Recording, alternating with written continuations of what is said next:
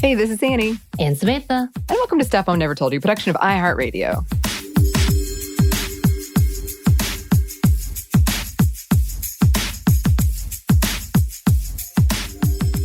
And want to start this one right out of the gate with a content warning, probably obvious from the title and summary.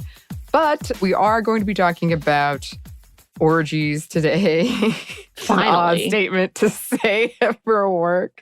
Yes. And we're not going to go too in-depth or anything. And we're specifically focusing on news stories about orgies during the pandemic, not the stuff that might come to mind when it comes to things like cults and orgies, or also just, because now I want to do a whole episode on just this whole world of orgies. We're not really going to get too in-depth on that either. These could be future episodes. Today, just pandemic orgies. That's all. That's all. No big deal. So, content warning for that. And I did have a question for you, Samantha, and we discussed it beforehand, so I'm not springing it on you. I was curious if you've ever been asked to be in or been in a threesome or more sexual situation. So I've never actually been in that situation. I have been propositioned or hit on by couples to be a part of something, and I've never gone for that. I guess I'm not very adventurous. My own issues with sexual experiences is like, that's too much for me, really. It's hard enough for me to be naked in front of one person. Right. So that's kind of that whole big level. But no, I don't have an interesting answer to that. I've gotten kind of hit on a couple of times, proposition, but never actually gone through. You? Yeah, I've been asked. And one time is one of those like memories that I just occasionally mull over about what was really going on there. Because one time this guy asked me to be in a threesome, and this was in college, and I think I was trying to be open to the idea, even though in the back of my head I knew the answer was going to be no. But I was trying to be like, so I asked like, who is the other person? And he said, well, it can be whoever you want it to be. And I was like, so we're the basis of this and we're going to find someone else? And he was like, what would make you more comfortable? Would you be more comfortable if it was someone you'd never met or someone you had met? And we discussed it for a while and I never came up with a good answer. But to this day, I'm like, what was going on there? That's a Sex and the City episode. Is it really? That's so great. I should have known. It always goes back to Sex and the City. Do you think he was doing Sex and the City? And I just didn't know it? Sort of. Not really.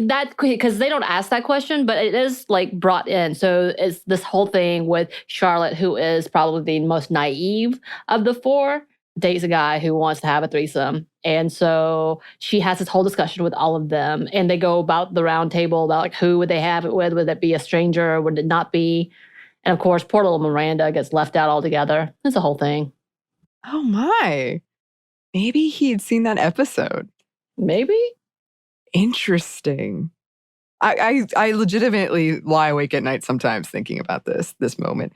And then this is the same guy who came back to me like years later. We hadn't spoken to each other and was very nice to me. And then at the end of the night asked to be friends with benefits. So could be. Dude does not take hints. I will say, going through experiences being naive, for lack of a better term, I have become more suspicious. There was a time when if somebody was married and they started hanging out with me a lot, either person, I would just be like, well, they're married. But now, sometimes I'm like, either maybe somebody's trying to cheat or it's a threesome situation and they're feeling me out. And that's it. It's probably not the case, but I have started thinking it sometimes. I think that's part of the thing is once we make the mistake of believing that way of like, okay, they're married, they're off the table, we're good, we can be friends. And then things start happening and the one time that something happens, you're like, from then on, you're suspicious and scared. Right. Yes. Suspicious and scared. So that's where we'll start off with this episode. Okay, so this has been something that's puzzling me throughout the pandemic. Samantha knows I've like occasionally brought it up. It's been on our ideas list for a long time. More than I anticipated, than expected. Yeah, well, I just kept seeing all these news stories about cracking down on sex orgies, and I was just really curious whether or not this was a thing that was happening the whole time, and I'm just not in the orgy loop, which I'm very much not in the orgy loop. And to be clear, like no kink shaming or shaming of sexual activities, as long as they're safe, informed, consensual activities amongst adults.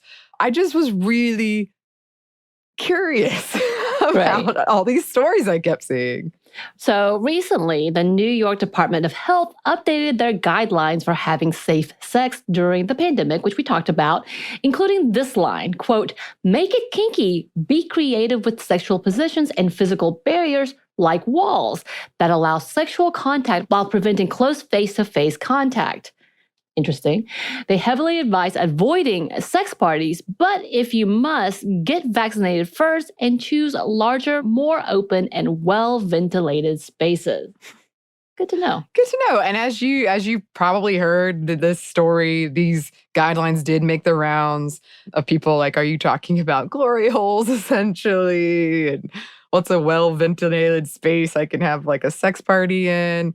After the so-called war on rimming, they also updated their guidelines in 2020 with, quote, "The risk of spreading the virus through feces, parentheses poop, is thought to be low, though the virus has been found in the feces of people who have had COVID-19. Researchers needed to know if the virus can spread through sexual activities involving oral contact with feces, such as rimming."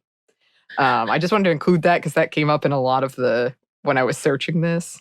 So, what exactly constitutes an orgy? I thought there'd be like a much more straightforward definition, which I don't know if that was foolish of me, but from dictionary.com, it's, quote, "wild or drunken festivity or revelry, especially involving sex with multiple participants." Or from Merriam-Webster, "sexual encounter involving many people." But there were a lot of like food and drinking aspects to it as well. I learned there are several global sex party networks, many of which have had to adapt during the pandemic. Virtual sex parties and online sex workshops, for instance. But plenty of illegal in-person sex parties have taken place during this pandemic, during these lockdowns too. Some have tried to incorporate social distancing and vaccine requirements. In January of 2021, French police broke up a 100-person sex party taking place in a warehouse. In November of 2021, 41 people tested positive for COVID-19 after attending the Naughty Nolans Swingers Party in New Orleans, which is about 13% of the attendees. And the organizer went on to wrote, "I wouldn't do it again if I knew then what I know now. It weighs on me and it will continue to weigh on me until everyone is 100% better." And the event did require temperature checks and masks. Also in November, a far-right anti-LGBTQ plus Hungarian diplomat got busted for attending an illegal lockdown orgy with 20 other men.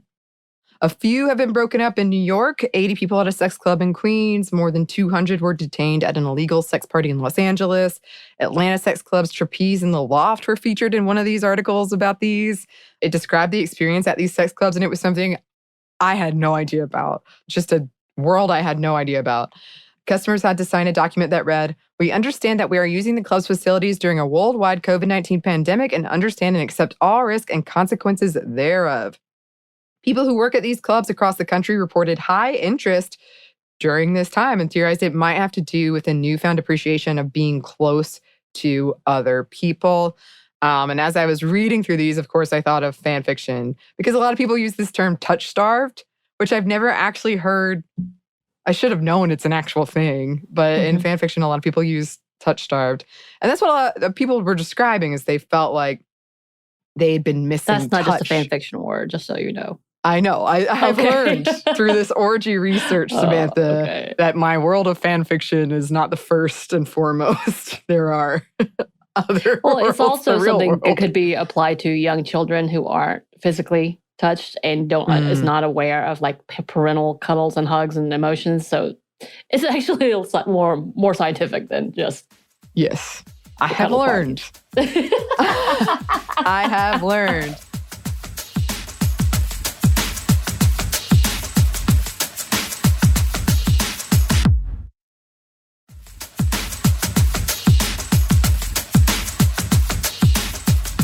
Cuddle parties are, yes, also booming. And some people were saying it's related to the same thing. And these articles talked about those as well and described those as well. Others described sex orgies amongst friends, which I find really interesting. Again, that kind of goes back to, would you be comfortable? Would you be more comfortable doing it with people you knew or didn't know? Right. Which I think is probably pretty personal. Actually, definitely very personal. Very personal, yes. Yes, and I also learned about Podcast-a-Palooza, quote, where sex is not just celebrated but embraced with style. And they sound like a super inclusive, supportive event. I went to their website, and I was really impressed, to be honest. I also learned about FOGO, which is fear of going out. And I was like, yes, that is what I have. Yeah, I was going to say, is that what we would talk about when I'm like, hey, look, the Delta variant is happening and I'm putting myself in quarantine again? Yes. Okay, cool. Pretty much. Genevieve Lejeune, founder of Skirt Club, a woman's only sex club, said in an interview, quote, "The pandemic has definitely boosted women thinking about themselves and having the time now to consider their own pleasures. I think there are a lot of realizations for women who question their sexuality but are afraid to act on it. This realization of, I want to live my life fully now and I'm not going to listen to what others think or say." Go ahead, ladies. You find that pleasure. Yeah. And a lot of people who have participated in these sex parties have said that it's not an activity, but more of a lifestyle. And they've also pointed out that they are more judged for breaking COVID regulations because of what they're doing than thousands of people at a rave, for example, which is not a, direct comparison. But I see the point, even if, there's still not a direct comparison, but I see the point. Yeah. What they're trying to make, yeah. Just anything in crowded spaces make me worried anyway, so there's that. Right. An anonymous user from Paris wrote to Motherboard at Vice, quote, "The health situation cannot suppress the irrepressible desire to." That's right. I feel like that could be put on a pillow. Someone stitch that for me. Another quote from someone Gabriel Geiger at Vice interviewed stated, "I think people have a clear need for social connection and meeting. Everything is closed. People are alone. We cannot, you see, stay with cages around our pussies and, dicks forever. Now, at least in France, we are vaccinating people." Yeah. And then when the pandemic first appeared to be easing in the U.S., sex parties were on the rise, including boobs cruises, or cruises that encourage people to walk around naked. I just made Samantha do a spit take. I did not warn her about this. Listen, there's my 12-year-old immature self reading all of these things. It's just like, what is happening? This is, again, this feels like what a 12-year-old would joke about. Right. In their fantasies, and then talking about this out loud as an actual thing that's been created. I'm like, you know what? 12-year-olds are innovative. Well, that's actually a point I wanted to make, because it's clear that we're kind of poking fun at some of this, and not really at the people in general, but the reporting on it. Because as we talked about in that episode on sex birds, like that we have such a taboo and it's so hard for us to talk about sex, and me in particular. Like, I couldn't get through that list of words without blushing and giggling. And that was part of my whole fascination with this, where I wanted to know more, because I was like, I did kind of think it was, in the minds of 12-year-olds. I knew it happened. I just wasn't quite familiar with the numbers or the people behind it. And speaking of, the Kinsey Institute at Indiana University and Lovehoney released a study fairly recently that found, quote, 20% of people were more likely to attend a sex club this year than before the pandemic, 26% of men and 14% of women, while 55% say they're less interested and the other 25% have the same level of interest. If you're curious, which I was, pre-pandemic, about 6.3% of men and 5.2% of women had been to a sex party or swingers club. I think my whole thing about the way that it's reported is they are making it sensationalized by bringing up the more tongue-in-cheek. Most likely the groups who are like making fun of this themselves, but creating an outlet for themselves, as in like they're making fun of our perceptions, as in the outsider's perceptions. So therefore, it is a literal joke on the rest of us in this route. Yeah. As a naive individual, it feels shocking. But it's not in reality. And the fact that as long as, again, it's safe and everybody is consensual, there's nothing wrong with this, except for, once again, it needs to be safe, informed. and that includes pandemic stuff. But it is Yeah. an interesting level of like, how are we reporting it? What are we looking at? And yes, and are we making it even more taboo, finding a reason to make it more taboo because of the pandemic? Right. And I will shout out, there's an article, the one that actually was in Atlanta, and I apologize, I can't remember the author, but she wrote about going to trapeze in the loft. And so she went and like did it, and it wasn't her first time or whatever. And she was talking about specifically during the pandemic, what was it like? But I appreciated that it was coming from the point of view, like she wasn't a frequent goer, but she'd been and was into it, was open to it, and talked about her experience. And I think a part of it too, like you said, for a lot of us, that does feel very sensationalized or perhaps taboo. But for someone like me, who's definitely like not into sex, reading about it just felt like I've only seen this in movies. And of Right. course, in our entertainment, it's wild. And Right. it was interesting to read about like the logistics of things and the expectations of things. It was just, I hadn't heard about it from someone who's in that world. Right. And one of those locations was shocking to me because I just know of it as a music venue. So I was like, what? Oh, where is this at? So, but let's go back to the studies for just a second, because most studies conducted during the pandemic on sex life and health have found decline, and a pretty decent one.